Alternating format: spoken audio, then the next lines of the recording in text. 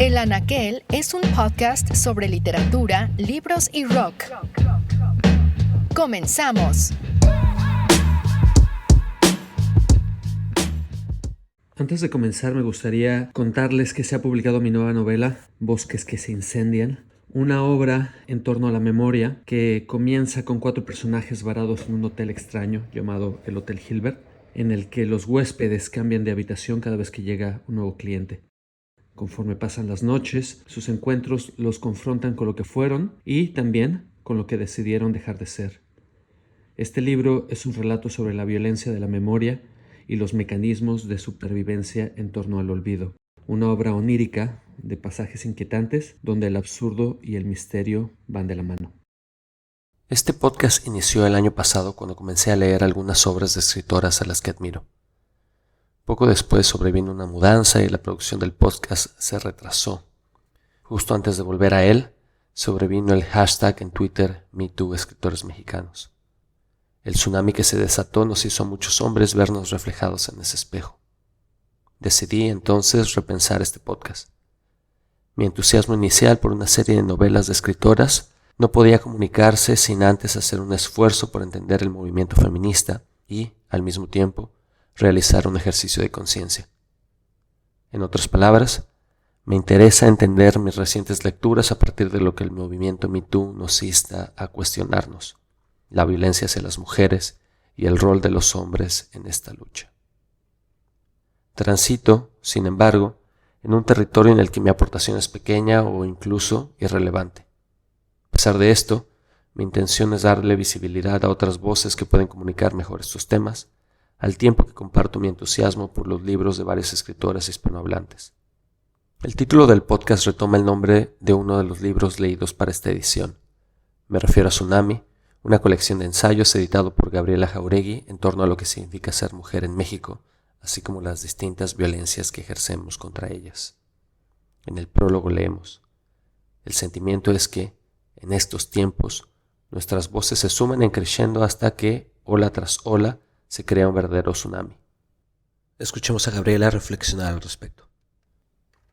Pues no solo yo, creo que todas las mujeres que invité, ninguna dudó ni un minuto en la necesidad y la relevancia de hablar de esto. Desgraciadamente es muy relevante porque vivimos en un contexto de una tremenda violencia en contra de la mujer, de feminicidios atroces en este país, pero de violencia generalizada en muchos países. Al mismo tiempo también estamos atravesando un momento donde un montón de mujeres se están organizando en Etiopía, en Argentina, en México, en Estados Unidos, para como poder cambiar un poco estas condiciones, para poder decidir sobre sus cuerpos, para resistir a las violencias machistas, en fin, de distintas formas se está articulando por todos lados. En la música, el carácter contestatario del momento que vivimos se mezcla bien con una dosis de punk liderado por mujeres. Comenzamos así con Bikini Kill, banda de Olympia, Washington, pionera del movimiento Riot Girl.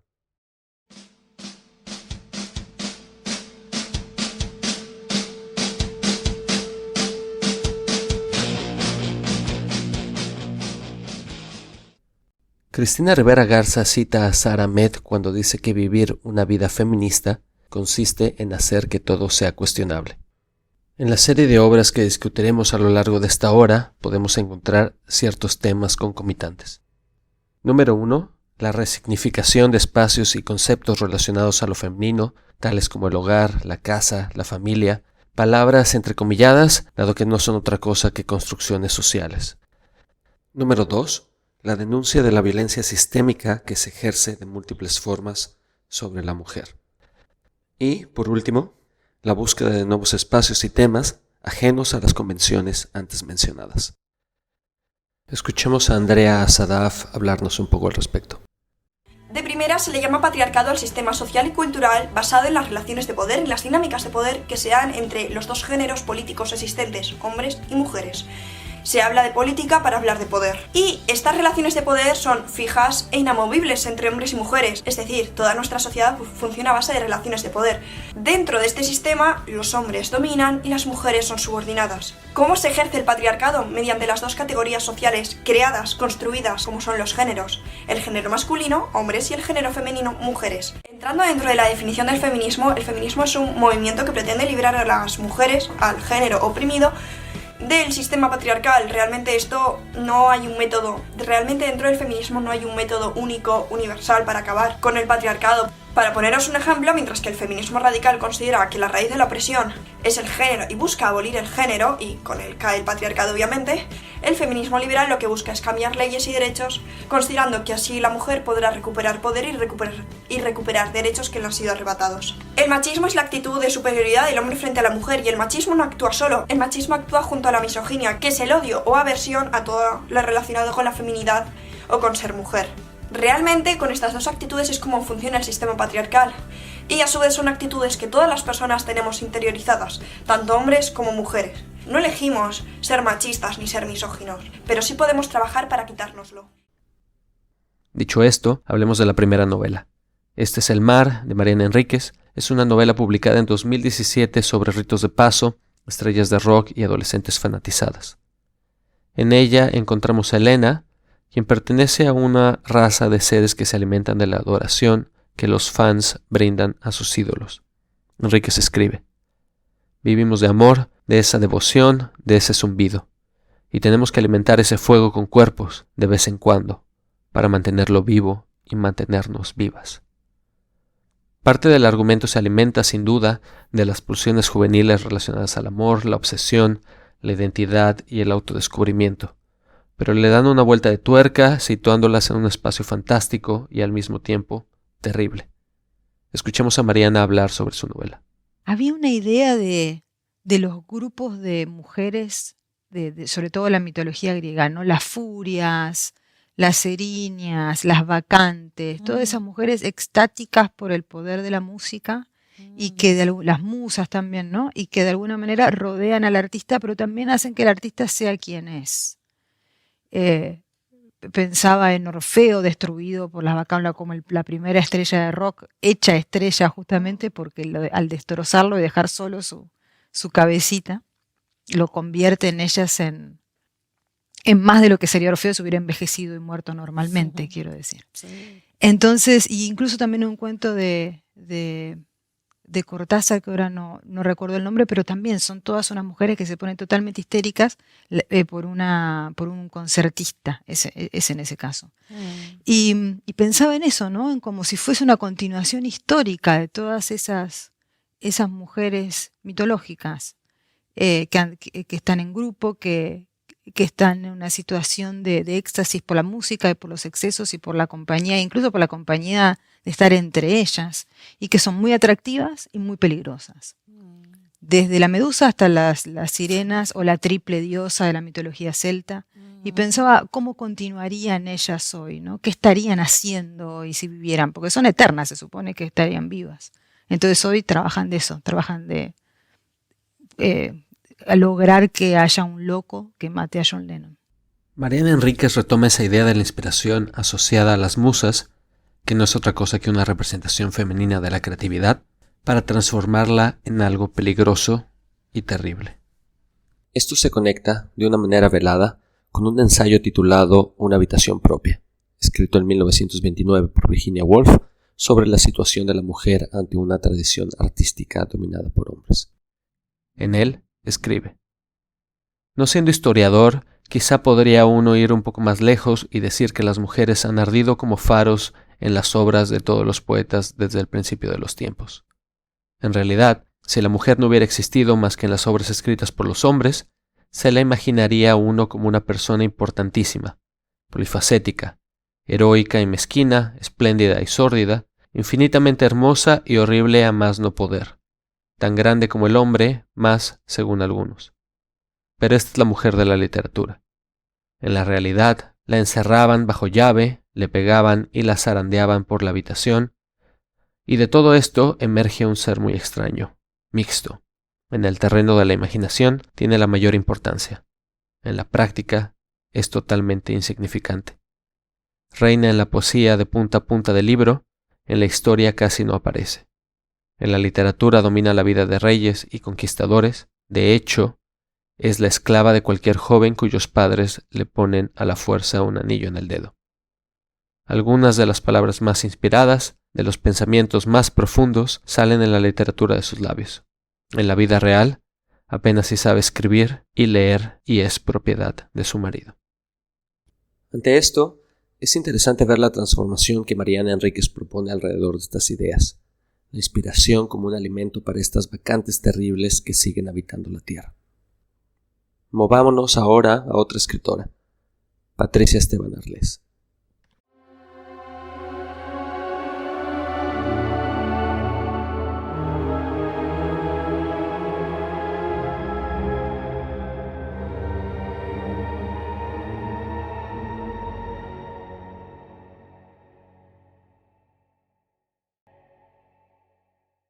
Ainhoa Morán, estás una vez más en este podcast y hablamos en este episodio sobre cómo ciertas novelas escritas por mujeres recientemente van moviendo los sentidos y los significados de ciertos espacios o de ciertas ideas para resignificarlos. Y me gustaría que nos dieras tu opinión en particular de la obra de una escritora que me parece que para ti es bastante cercana y que te gusta mucho. Hola, bueno, gracias por invitarme una vez más.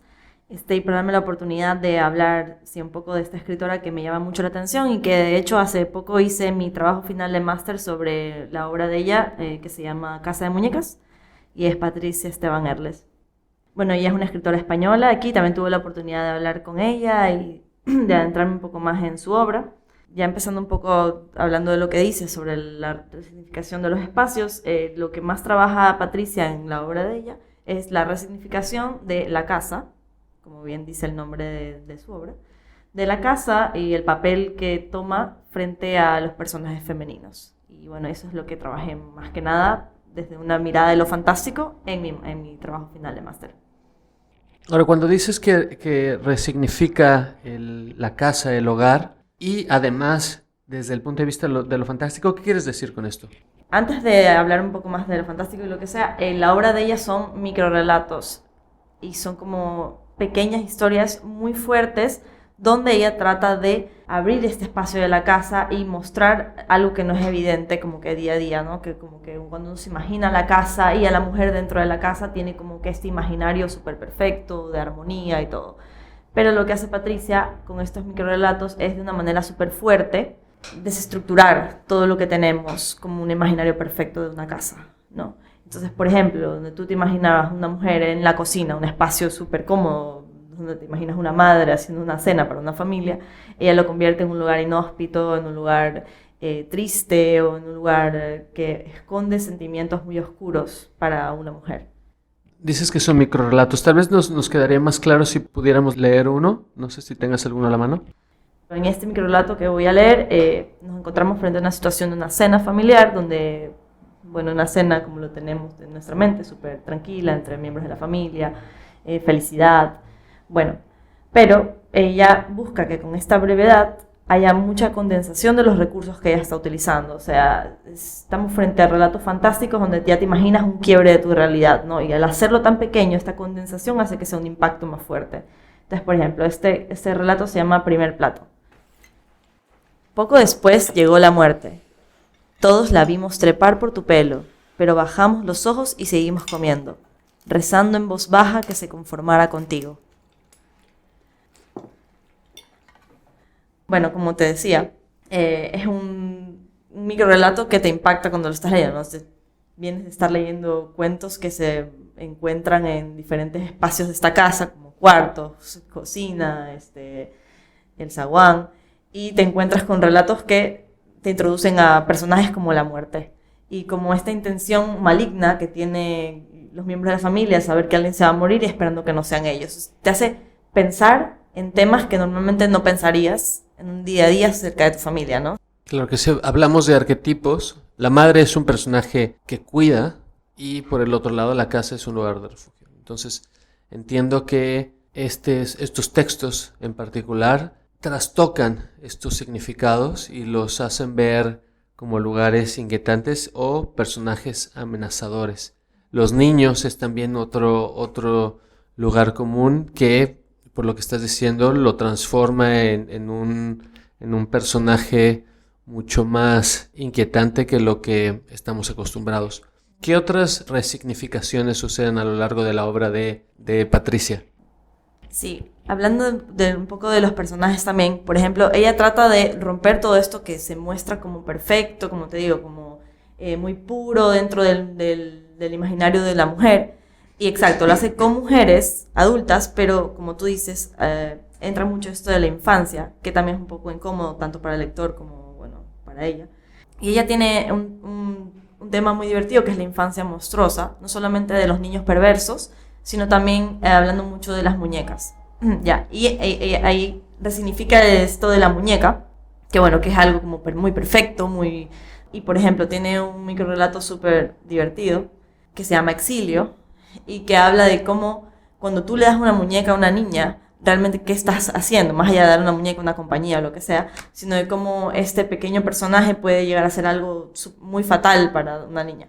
Entonces, por ejemplo, este cuento se llama Exilio, y dice: fueron ellas, las muñecas me echaron de mi cuarto, sin más contemplaciones. Una dama parisina de porcelana me comunicó que se había decidido por unanimidad en el último cónclave. Lo siento, pero no saber quedarte tan quieta como deberías no te hace lo suficientemente eterna. Entonces, este cuento me ha gustado mucho porque estás viendo cómo las muñecas juzgan a la niña. ¿Ya? Entonces encuentras como esta voz que no existe de las muñecas y cómo se convierten en una presencia maligna, en una presencia juzgadora para una niña. Entonces son artefactos que de alguna manera son creados para ser macabros o malignos. Aquí me gustaría también citar un poco a Ana Casas, que es una de las teóricas que yo leí para poder realizar ese trabajo, donde ella habla de cómo la brevedad logra este efecto en el microrrelato que mezcla lo fantástico. Y dice Ana Casas: a mayor brevedad del relato, mayor condensación de los recursos narrativos y, en definitiva, mayor impacto fantástico. Podría decirse entonces que la hiperbrevedad sí condiciona el tratamiento de los temas de lo fantástico. Entonces, por ejemplo, cuando tú lees una novela fantástica y lees algo, sabes que estás presente al terror o al horror, te impacta mucho menos que cuando lo ves tan condensado en microrrelatos. Y eso es lo que logra Patricia dentro de esta casa. Patricia Esteban ganó además la última edición del premio Dos Pasos, convocado por Galaxia Gutenberg, el Corte Inglés y la agencia Dos Pasos, y lo ganó con una novela que se llama Las Madres Negras, que bueno, habla sobre cómo un grupo de niñas que viven en el convento de Santa Vela viven pues destinos oscuros y malhadados, ¿no? Me interesa tu punto de vista sobre esta novela Las Madres Negras, que entiendo conoces bien también. Cuando leí Las Madres Negras, bueno, me pasaron varias cosas. Primero me encontré con estos personajes también femeninos como muy inocentes, pero a pesar de que son en su gran mayoría niñas, bastante adultos también, como te decía. Yo siento que Patricia es una persona que crea personajes femeninos sin edad y sin realmente ningún tipo de imaginario estructurado. Lo que me pasó con Madres Negras es que yo lo sentí no como una novela en sí, sino también muy fragmentado. O sea, sentía como que era una novela que podías leerla más o menos como Casa de Muñecas, ya como historias independientes, a pesar de que los personajes se conectaban. Historias muy independientes una entre la otra, porque igual va cambiando la narrativa y de personajes. Ainhoa, muchas gracias por acompañarnos con este análisis sobre la obra de Patricia, que complementa muy bien lo que hemos venido hablando en este podcast. ¿Algo más que quieras agregar? Nada, bueno, agradecerte una vez más y bueno, invitar a la gente que la lean también más a Patricia, que lean más escritoras desde lo fantástico femenino, que creo que es importante que sigamos dándole una vuelta a estos imaginarios, a esas estructuras femeninas y a estos personajes. Solamente para completar lo que acabas de decir, ¿qué otras escritoras sugieres a los que nos escuchan que se pueden acercar, pensándolo desde el punto de vista, como bien dijiste, de lo fantástico femenino? Bueno, aprovechando para promocionar a mi país, Hay dos escritoras ecuatorianas que me gustan mucho. Bueno, una es Mónica Ojeda, que la conoces, que viene haciendo cosas muy interesantes y muy fuertes. Y la otra, que se acerca mucho más hacia lo fantástico, es una de mis escritoras femeninas favoritas ecuatorianas, que se llama Solange Rodríguez Pape. Y ella ha hecho muchas cosas muy interesantes, introduciendo personajes como la mujer dragón, o mujeres también muy femme fatale, pero muy fuertes, muy distintas. Y bueno, sería muy interesante que leyeran su obra. Ainhoa, muchas gracias. A ti. Vamos a una pausa y regresamos.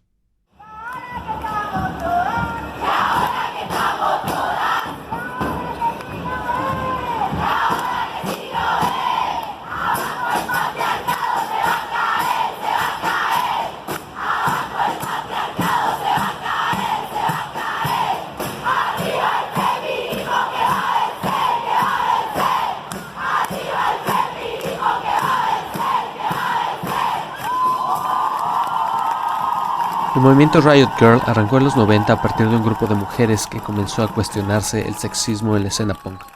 Tras comenzar a publicar fanzines en torno a ambos temas, varias de ellas decidieron iniciar un motín, traducción de la palabra riot, contra una sociedad que no ofrece igualdad ni la misma validación hacia las experiencias de las mujeres. Su objetivo, bombardear el centro neurálgico de la falocracia del rock.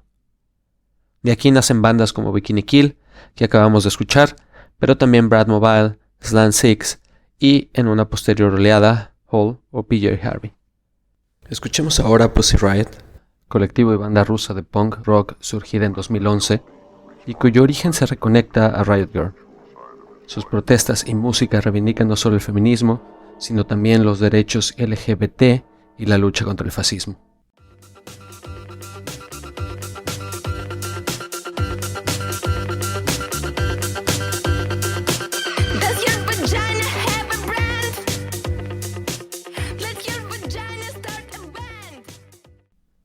Regresando a la literatura, hemos dedicado la primera parte a dos autoras, Mariana Enríquez y Patricia Esteban Erlés, como ejemplos de la resignificación de espacios y conceptos asociados a una idea de lo femenino.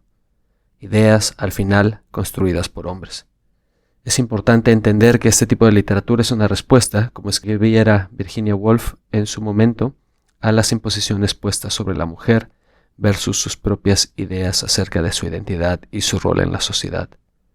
En este sentido, nadie como Yasnaya Elena Gil, hablante mije, cuando relata ciertas preguntas en torno a su identidad a partir de su segunda lengua, el castellano. En su ensayo La sangre, la lengua y el apellido, escribe: ciertas palabras del castellano siempre se erigieron ante mí como preguntas abiertas sobre mi posición respecto a ellas, sobre mi identidad tejida en una nueva red léxica y sus implicaciones. En muchas de las lenguas indígenas, como en el caso de mi lengua materna, la palabra indígena no tiene un equivalente. Los elementos léxicos con respecto de otro colectivo se configuran mediante otra diferencia, ser mije y no serlo.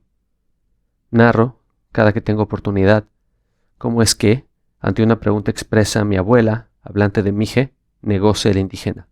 Soy mije, no indígena.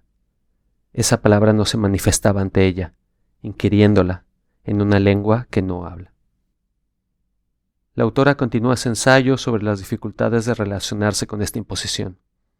¿Cuántas otras hay y siguen operando en la sociedad? La palabra madre es otra de ellas. Elvira Liceaga, en su libro Carolina y otras despedidas, escribe un cuento llamado Carlota en que la protagonista confiesa en las primeras líneas: por ti, Maximiliano, entregaré mi cuerpo seco a este hijo que se alimentará de mí como una sombra. La maternidad tiene algo de perverso cuando se relaciona a esa progresiva desaparición de la mujer. Hay un momento memorable en La niña perdida, de Elena Ferrante, en el que la hija de la narradora demanda que su madre pele una naranja y forme una serpiente con la cáscara. Su petición, en un momento particularmente tenso, se convierte de pronto en una jaula. Hay, en los libros que leímos, otras búsquedas también.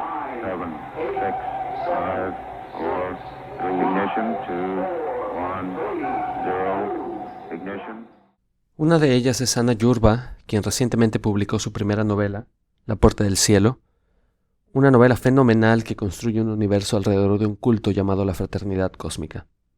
La protagonista, Estrella, es una adolescente que vive atrapada en un búnker en el que el comandante, líder de la religión o pseudo-religión, las mantiene encerradas bajo la amenaza de que el mundo exterior se encuentra contaminado. Cuando pensaba que no la miraban, Estrella había empezado a cortarse las plantas de los pies y después siguió con los brazos y las piernas. Con el correr de los días, las cicatrices en su cuerpo empezaron a hablar por ella. La autolesión se convirtió en su particular lenguaje místico. Intentó hacer un agujero en ella misma para huir a través de él. Ese lugar era demasiado peligroso, una caverna más sinuosa y profunda que el fondo del pozo controlado por las cucarachas. Estaba desconsolada. Ni las visitas nocturnas de la hermanita Crista que insistía con acariciarle allá abajo, ni los lametazos y los gemidos del cachorro le hicieron volver en sí. Todo esto sumado a que se les habían acabado las provisiones, además de la cólera de los padres creadores, la estaba desquiciando. Ana, La Puerta del Cielo es tu primera novela y hablábamos además fuera del aire que tienes un libro de poemas. Me gustaría que nos platicaras tu transición como escritora. Me platicaste hace un momento que estabas en la academia y luego empezaste a escribir para medios de comunicación y finalmente empezaste a escribir poesía y narrativa. No sé si nos puedas comentar acerca de este proceso y cómo finalmente llegas a la ficción.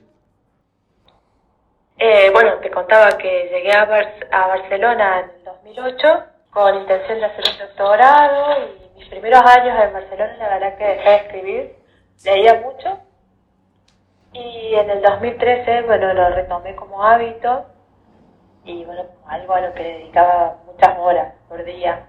Y bueno, y así salió un poemario y bueno, varios cuentos y varios proyectos de novelas, hasta que bueno, con esta novela me sentía más segura y ya veía más claro hacia dónde iba, así que la acabé. Esta novela, La Puerta del Cielo, publicada por Aristas Martínez, tiene una intención que es esto de sobreponer los mitos cristianos encima de la historia de un culto. Y bueno, me gustaría preguntarte para empezar, que nos contaras cómo nace la anécdota de la novela y tu interés por sobreponer esta mitología cristiana sobre la historia de este grupo de personas, que para los que nos escuchan valdría la pena decirles que es un profeta que escapa o forma su propio culto después de incendiar el culto al que pertenecía, y junto a un grupo de adolescentes, mujeres todas ellas, forma de nuevo su propio espacio, por así decirlo. Entonces, la historia de este culto se mezcla con la mitología cristiana. ¿Cómo nace ese entretejido y de dónde viene la anécdota de la novela? La mitología en general me interesa mucho y lo de entender la religión cristiana como una mitología también, como tomar un poco de distancia antropológica. Y la anécdota disparadora, bueno, hacía rato que venía pensando en una narradora desconfiable, en una adolescente. Estaba leyendo mucho sobre ese tipo de personajes y un día en Los Encantes, en un mercado de segunda mano en Barcelona, encontré un libro que se llama Los extraterrestres en la Biblia y me di cuenta de que ahí tenía el contexto, el setting, el escenario para mi novela. En ese tema de los narradores desconfiables, cuando hablábamos también hace un momento, me comentabas que se alimenta de ciertas lecturas, de ciertas escritoras. No sé si nos podrías comentar un poco sobre ellas. Bueno, está muy inspirado, el personaje de Esther está muy inspirado en Mary Cat Blackwood, que es la protagonista de Siempre hemos vivido en el castillo, de Shirley Jackson, que es como la madre de Stephen King, la madre del terror social. Y bueno, es una adolescente que está loca, que practica, sí, es una psicópata, pero tiene como muchos tics neuróticos, que realiza rituales y tiene así como una vida muy estricta, muy apegada a esos hábitos. Y bueno, y también está muy inspirada en el imaginario de un escritor de culto argentino que se llama Rafael Pinedo.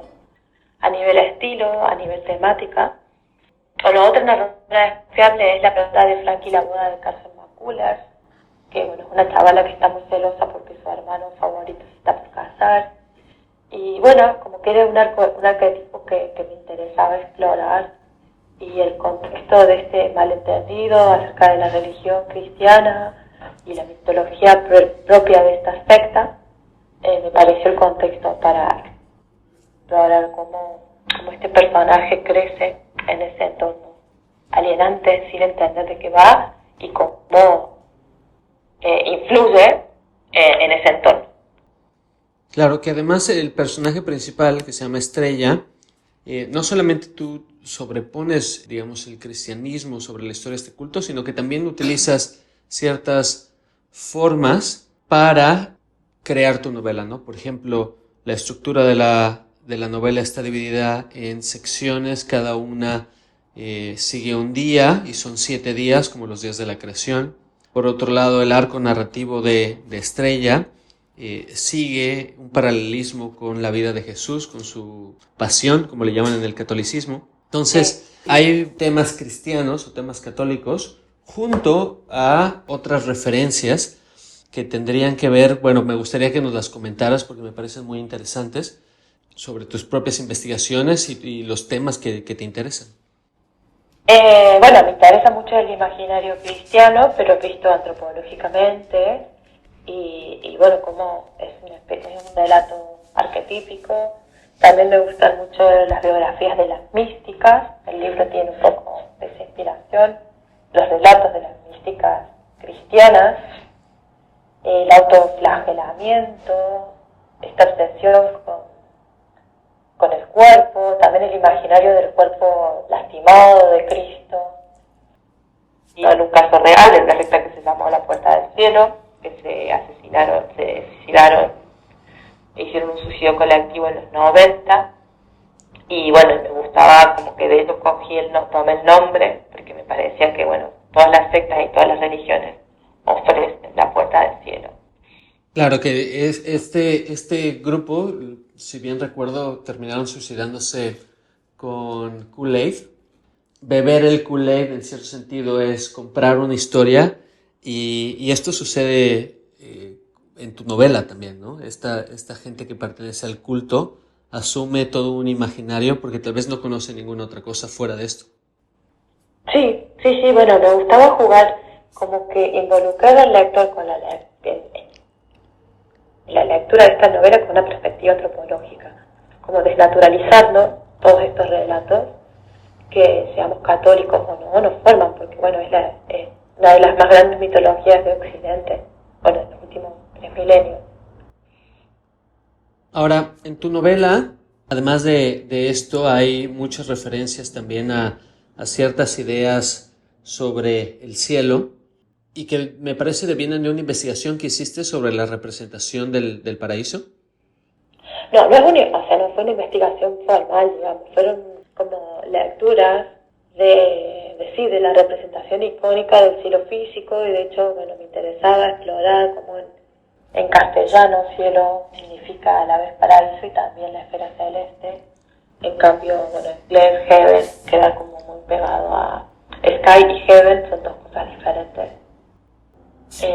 Y bueno, me interesaba jugar con ese malentendido, con esa literalidad del paraíso como un espacio, bueno, un espacio vacío, pero un espacio físico al que se va.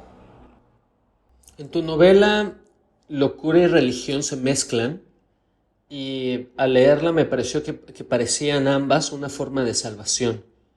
¿Estás de acuerdo con esta lectura? La locura como forma de salvación. Sí, más que salvación, como una forma de redención, ¿no? Como que te hacía, bueno, que quiero hacer spoilers, pero sí hay un poco de fantasía mesiánica como una forma de redención, y yo no quería que fuera una víctima total, que si esta dicotomía está muy clara, víctimas, victimarios, porque hay una situación de encierro, de secuestro, de mucha violencia literal. Quería que hubiera como unos márgenes, que el personaje progresara en ese contexto y que generara diferentes reacciones en los lectores. Y supongo que la exploración por la locura va por ahí. Hay una frase que me gusta de un escritor que dice que las preguntas siempre duran más que las respuestas. ¿Qué preguntas te interesaba a ti dejar en el lector después de escribir La Puerta del Cielo? No tengo la frase exacta, pero... pero en un documental sobre Úrsula K. Le Guin, que en marzo voy a dar un taller sobre ella, hablaba de que la tarea de los escritores no es dar respuestas, sino formular preguntas. No sé, preguntas acerca si nos creemos la representación del mundo que tenemos. Y mencionabas fuera del aire también una parte relacionada a las reglas del juego, ¿no? Las reglas del mundo. Para esta novela elegí un contexto fóbico, alienante, con una limitación de espacio muy contundente. Una novela, transcurre en un lugar muy limitado, en una especie de búnker. Es una limitación que elegí a propósito, súper consciente, que era el lugar donde podía desarrollar las reglas de este mundo en el que se maneja Estrella, en un mundo muy, muy, muy limitado, y jugar con esas variables, fue una opción, digamos, también porque soy una principiante y no tengo demasiados recursos como para trabajar, escribir sobre un espacio más grande. Por eso me planteaba, retomar este disparador de la ciencia ficción. Las reglas del mundo son estas. A mí me parece que los recursos que desplegas en esta novela son muy buenos. Yo creo que tiene un gran ritmo, además de mezclar distintos espacios. Por un lado tienes lo sórdido, por el otro lado tienes la brutalidad con la que este líder del culto trata a las chicas que forman parte de él. Por el otro lado también los juegos de alianzas y de traiciones que los mismos miembros empiezan a desplegar cuando las cosas comienzan a ir mal. Me parece que desde el punto de vista de recursos no tienes nada que pedirle a otras novelas. Y por el otro lado, algo que tal vez valdría la pena cerrar es que pese a lo terrible del tema que son esta serie de abusos y la manera en la que un grupo de jóvenes viven encerradas en un búnker, tiene una capa de humor bastante interesante. A mí en general me interesa mucho y me interesaba aquí como estrategia para que toda esta situación tan claustrofóbica y de tanta violencia tan literal estuviera amenizada. Si bien está claro quiénes son las víctimas y quiénes son los victimarios, quería que el personaje tuviera un margen de acción, que hubiera un progreso, un crecimiento, y eso, el tema del humor me pareció una buena herramienta y para que el lector empatizara no solamente desde el sufrimiento. Muy bien, pues Ana, muchas gracias por tu tiempo, por la entrevista. No sé si quieres comentar algo más para los que nos escuchan que estén interesados en leer La Puerta del Cielo. No, por mí bien. Muchísimas gracias por la lectura atentísima a todos los imaginarios, a todo lo que es una novela muy corta, pero supongo que es como un poco intensa. Es como un lugar donde han confluido diferentes obsesiones y cosas que venía pensando hacía rato. Muchas gracias por la entrevista. Gracias a ti, Ana. Classroom, or in old language, a couple thousand years ago, disciples, those who are trying to prepare themselves for entry into the evolutionary level above human, synonymous with the kingdom of God, the kingdom of heaven. Las búsquedas de otra escritora, Mónica Ojeda, me interesan también. Su novela Nefando, por ejemplo, narra un momento en la vida de 6 chicos que comparten un piso en Barcelona. Ojeda propone un triángulo: cuerpo, lenguaje y virtualidad. La novela se lee en múltiples niveles a partir de las intersecciones que plantea. Entre el cuerpo y el lenguaje está la pornografía, entre el cuerpo y la virtualidad, la muerte, entre la virtualidad y el lenguaje, la demoscene, una subcultura informática en la que crackers se daban crédito a sí mismos modificando los programas con una intro animada. En medio de estos vértices hay un videojuego y 3 hermanos, artífices del mismo. La mejor descripción del juego la da un chico obsesionado con mutilar su pene. La nada ocurría todo el tiempo, repetida en loop. El vacío es el centro de gravedad en el que orbita toda la novela. Las palabras no alcanzan y la maldad no existe y, en realidad, no es posible entender nada. ¿Hay palabras para esta oscuridad? ¿Hay palabras para todo el silencio que vendrá? Leer Nefando es, entonces, explorar estos abismos. Su siguiente novela, Mandíbula, narra el secuestro de Fernanda por parte de su profesora de literatura en un colegio del Opus Dei. Para entender este momento hay que acompañar al narrador por la serie de situaciones que desencadenaron el secuestro, desde los trastornos psicológicos de la profesora hasta los ritos de paso del grupo de adolescentes al que pertenece Fernanda. Conforme la novela avanza, nos damos cuenta que algo macabro se va tejiendo poco a poco. Las ficciones a las que Fernanda y sus amigas son afectas, llamadas creepypastas y que son, en resumen, historias de terror que comenzaron a surgir en internet en foros de aficionados, comienzan a contaminar la realidad.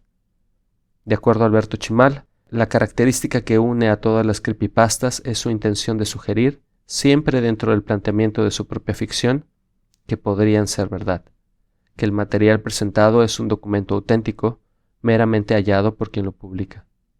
Mandíbula sugiere lo mismo, la imaginación es real. De ésta se desprenden el dios blanco y sus ritos, el dios madre de útero deambulante, la verdadera madre y origen de la leche. El terror que desata esta serie de imaginaciones es metafísico. En lugar de sofocarnos, el medio se ensancha al grado de dejarnos huérfanos en medio de la nada. ¿Por qué el terror? ¿Por qué este género? ¿Por qué mezclar el miedo, el sexo, la violencia? Creo que son temas que me obsesionan desde siempre. He sido una niña, desde pequeña he sido muy temerosa y hay muchas cosas que me han dado miedo y me obsesiona mucho cómo el miedo de cierta manera también determina nuestras vidas, ¿no? Miedo desde fobias hasta a emociones mucho más intensas, ¿no? Y creo que eso es algo que me gusta explorar en la literatura. Y todo esto en un universo femenino, porque aquí tenemos madres, hijas, hermanas, grupos de mejores amigas, el miedo al terror en un ámbito femenino. Sí, creo que me interesa bastante el imaginario que se ha construido en torno a la feminidad, ¿no? Como desde un imaginario de la otredad, y que es bastante fértil para pensar en lo monstruoso, en lo místico, en lo mágico, ¿no? Sobre todo con toda la tradición y símbolos que tiene la feminidad y el cuerpo de la mujer, ¿no? Pienso que tiende bastante a ir hacia el horror, hacia el miedo, hacia el terror, hacia zonas oscuras, ¿no? Y que, bueno, literariamente es una zona bastante intrigante. Yo quiero decir de explorar, ¿no? Y me gusta mucho explorarla, ¿no? Me veo rascando por esas zonas constantemente. Como artefacto, vale la pena detenerse a pensar en la arquitectura de la novela. Mandíbula sigue un esquema similar a Nefando, en el que las dimensiones de la trama se mueven entre el placer, el cuerpo, el dolor y el miedo. Estos, a su vez, generan intersecciones y construyen una mitología personal alrededor de la adolescencia femenina. Otra escritora entusiasmada con la intersección de lo macabro con lo cotidiano es Lola Ancira. El Vals de los Monstruos es el segundo libro de la autora queretana. Sabemos, por su primer libro, de su interés por lo extraño y lo macabro. El Vals de los Monstruos, en este sentido, no defrauda. Lola mantiene la misma línea en la que nos exige voltear la vista a todo aquello que nos incomoda. Hay, por supuesto, un sentido estético. Esas vidas excéntricas, oscuras, perversas, alejadas acaso de lo que llamamos razón, también guardan un tipo de belleza. Sirven, al mismo tiempo, como relatos precautorios. ¿Qué tanto nos separa realmente de todos ellos? ¿Hacia qué vacíos nos dirigimos sin saberlo? Dice Solange Rodríguez que los monstruos, cuando nos encontramos, jamás volvemos a estar solos. Satélites, mi cuento favorito de la serie, nos transporta a las manías de una familia que recrean el envío al espacio de la perra Laika en 1967. Lola escribe: nos ha contado infinidad de veces cómo, luego de esa profunda y remota pérdida, tomó al perro de la familia y se dirigió al lugar ilimitado al que podía llegar, el océano. Rentó una embarcación pequeña y aguardó a que anocheciera, pues debía recrear el ambiente lo mejor posible. Cerca de la medianoche, remó hasta agotar sus fuerzas y después lanzó al perro al agua. Se alejó a toda prisa tras gritarle que buscara a Laika. Como una herencia, la manía del padre es trasladada al hijo, acaso porque Lola intuye que nunca podremos realmente escapar de los pecados de nuestros padres. Ahora debemos cenar. Mis padres en un mismo cuerpo entran en la sala con 2 bandejas de comida y, con una misma mano, encienden el televisor. Solo abre la boca para decirme que ha cambiado de parecer. Él no será la última opción. Me dejará su lugar porque necesita que alguien continúe mandando emisarios para traerlos de vuelta junto con todos los anteriores, para perpetuar la búsqueda. En una época que se esfuerza por edulcorar la realidad, es interesante leer la propuesta de Lola en la que la maldad, la locura y la venganza parecen ser los únicos instrumentos adecuados para sus personajes.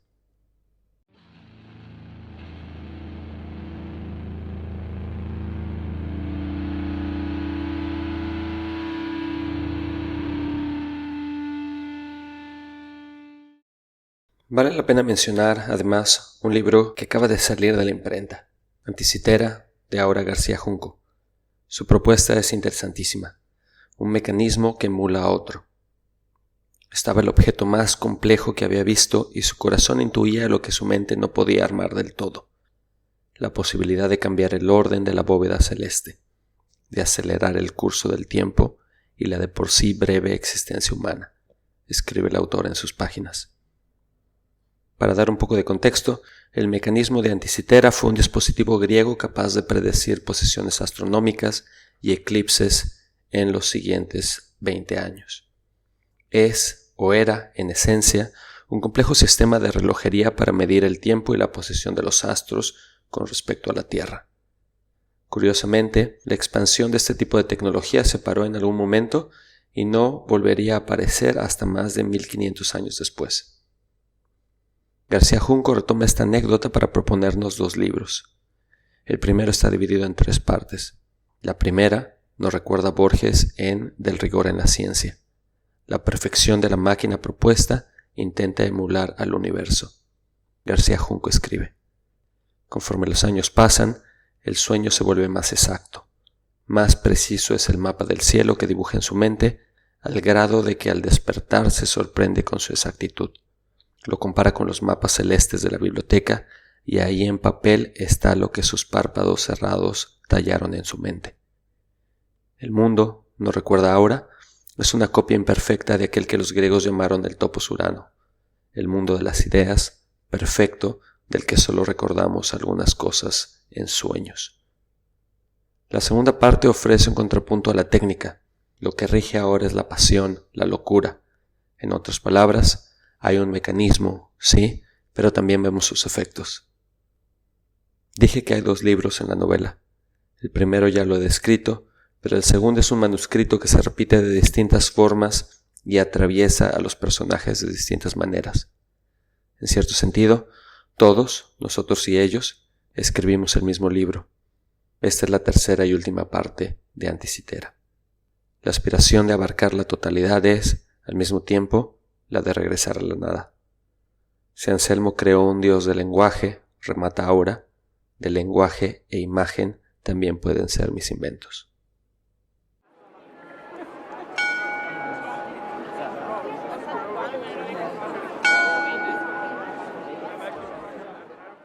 He decidido alargar un poco el podcast porque vale la pena terminar con el tema que tal vez sea el más relevante de todo el episodio.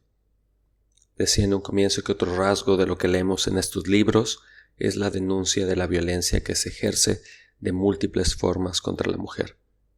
En el libro citado en un inicio, Tsunami, Sara Uribe narra los episodios de violencia familiar que vivió de chica. Cristina Rivera Garza narra, por su parte, las violencias y machismos en el sector literario cuando publicó una opinión negativa sobre Rayuela. Vivian Abenshushan cuestiona la escritura influenciada por el taller literario primordialmente patriarcal. En síntesis, violencias y microviolencias se despliegan de distintas formas en los textos de estas mujeres. Y, Como si el libro hubiera sido un anticipo de lo que habría de venir, poco después comenzaron en Twitter las denuncias de violencias y acoso por parte de escritores bajo el hashtag #MeTooEscritores mexicanos. Si por una parte el triunfo del hashtag puede ser entendido como la emergencia de una conciencia nueva y radical en torno al acoso y violencia masculina, en la que muchas mujeres se han visto reconocidas, por otro lado nos deja varias preguntas abiertas. La filósofa franco-israelí Eva Illouz menciona, por ejemplo, la reinvención de la seducción basada acaso en el juego, la igualdad y la diferencia. Eva dice: si una nueva ética sexual debe salir a la luz, sería necesario que articulara 3 principios: la igualdad, la pluralidad de posiciones y la plasticidad de las configuraciones. Eso liberaría a las mujeres, pero también a los hombres del imposible papel de fuerte que deben desempeñar. Marina Subirats, por su parte, en un ensayo sobre las raíces de la violencia masculina, pone el dedo en la llaga al señalar las distintas mutilaciones ante la capacidad de sentir en nuestras sociedades. Otras preguntas más polémicas nos empujan a cuestionarlos las líneas entre lo socialmente aceptable, lo inaceptable y lo penal. Rachel Osborne, en sus apuntes sobre violencia de género, dice que la pregunta clave que hay que hacerse es ¿quién tiene el poder para trazar las líneas entre lo tolerable y lo intolerable? Inés Campillo, en un artículo titulado Me Too y el iceberg del acoso sexual, escribe: debemos agradecer al movimiento Me Too y al feminista en general que haya conseguido visibilizar a escala internacional 2 cuestiones clave: el carácter de género del acoso y abuso sexual y, ligado a él, su ubicuidad. Esto, sin duda, nos hace sentir incómodos. En otras palabras, el espejo del Me Too en el que nos hemos visto reflejados nos hace cuestionarnos qué tanto participamos en el ejercicio de estas violencias.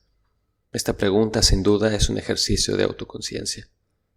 Emiliano Monge, en su columna titulada Lo que nos toca hacer a los hombres, escribe: la vergüenza y el enojo, en cambio, sí que lo están, pues se tratan de una vergüenza y un enojo causados por y dirigidos contra la educación que hemos recibido, por y contra las conductas que hemos reproducido consciente o inconscientemente, y por y contra todas esas situaciones en las que hemos tolerado, cuando no aplaudido, el machismo, la misoginia y las diversas formas de violencia que buscan aprovecharse, someter, humillar, utilizar, usufructar, cosificar, reducir o nulificar a nuestras parejas, amigas, compañeras de trabajo o conocidas. Insisto, esto también nos toca hacerlo ahora. Es el momento de que, mientras las mujeres aceleran, los hombres frenemos en seco, aceptemos que somos victimarios por socialización, aprovechemos este momento para descubrir qué tan dañados estamos quienes hemos hecho daño. Fernanda Trías, en su libro No soñarás con flores, escribió un cuento desolador en el que 2 chicas van a pasar el verano en una finca a las afueras de París. Un rincón del paraíso, dice una de las protagonistas.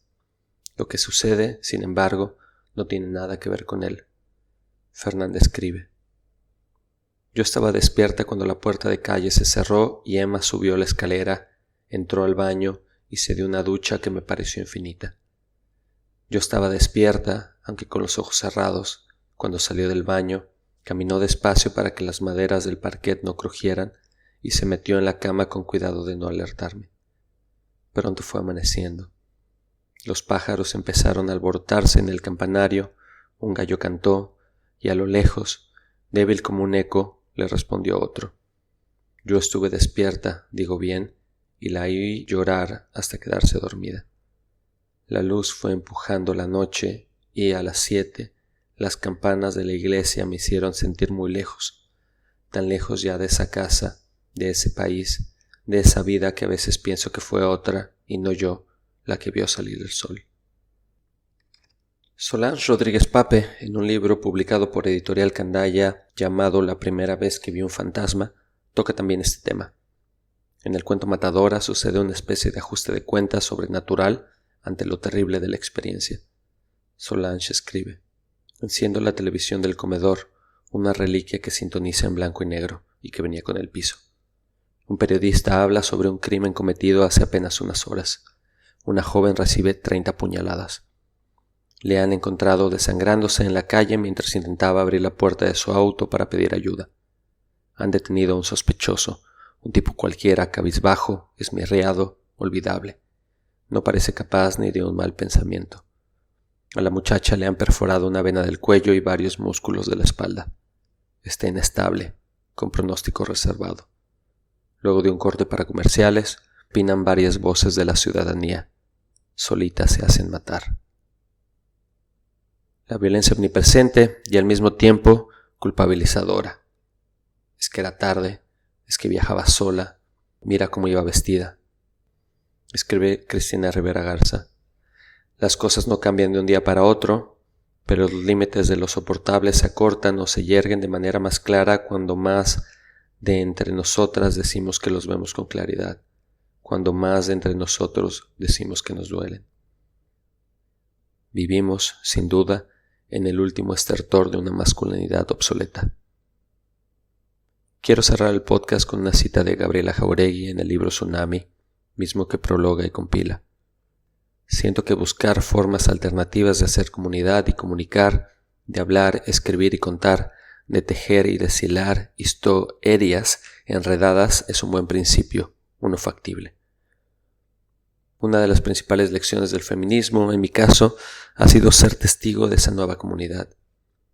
Si lo pienso, una de las principales mentiras alrededor de la masculinidad o de mi masculinidad es esa idea de que siempre estamos solos. Vivimos en sociedades que valoran hasta la saciedad la independencia, dice de nuevo Cristina Rivera Garza. De la brutalidad de la experiencia, las mujeres nos han enseñado que es posible generar nuevos vínculos, ajenos a las estructuras que nos han traído hasta aquí. No se trata de presentarse como un aliado feminista, sino cuestionarnos genuinamente quiénes somos y por qué somos como somos, y, a partir de esto, establecer otro tipo de relaciones alejadas de las nociones de poder bajo las que socializamos desde pequeños. La parte más difícil, en mi caso, es reconciliar quiénes fuimos, quiénes somos y quiénes deseamos ser. Para terminar, quiero leer un fragmento de la novela Umbra de Silvia Terrón, misma que sucede en un futuro en el que los humanos han perdido el habla y la Tierra está dividida en una región de luz y otra de sombra. En la novela, Silvia escribe: la razón y el absurdo se parecen demasiado. Hasta los encadenamientos de acciones más improbables terminan por repetirse. Después, cuando los siglos han empleado su tiempo en borrar esmeradamente cada trazo de los hechos, los accidentes geológicos se encargarán de transformar el terreno. Nada como un terremoto o una buena erupción volcánica para poner al mundo en su lugar. Nada, entonces, como un buen tsunami. Recuerden que ahora pueden suscribirse al Anaquel en Spotify y en iTunes. Simplemente tienen que buscar el Anaquel y darle tap al botón de suscribir. Hasta la próxima, nos escuchamos pronto y muchas gracias. Cerramos con The Distillers. I'm living on steady faith, kind of likes to restrict your breath. Never been a better time in this. El Anaquel es un podcast sobre literatura, libros y rock.